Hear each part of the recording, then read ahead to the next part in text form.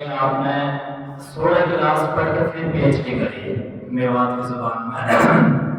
اور آپ بھی ان کے پڑھنے پڑھانے کا سلسلہ قائم ہے۔ جو طلبہ پرانے ہیں وہ ڈاکٹر صاحب سے واقف بھی ہیں، ڈاکٹر صاحب کے ذریعے سے ایک بڑی کتاب آپ کو انعام میں ملی بھی ہے، اس سال بھی انعام میں ملے گی، جس کو عنوان میوات جو مولانا عبدالسبحان خان صاحب ناٹوری رحمۃ اللہ علیہ کی سوانح ہے، وہ آپ کی زندگی پر مرتب کی گئی ہے، اور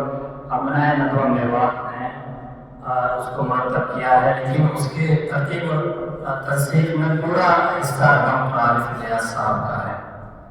دوسری بات عرض یہ کرنی ہے، ڈاکٹر صاحب کو تعلیم ملی جا رہی ہے اور پڑھتے پڑھاتے رہتے ہیں، اس کے ساتھ ایک اچھی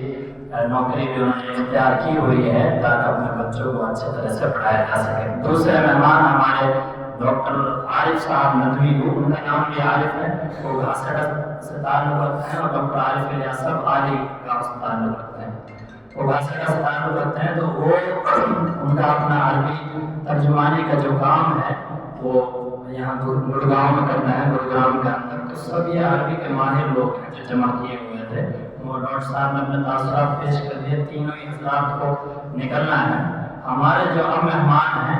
یہ ابو ظبی دبئی میں امامت کرتے ہیں، مسجد خالد بن ولید رحمۃ اللہ علیہ، اور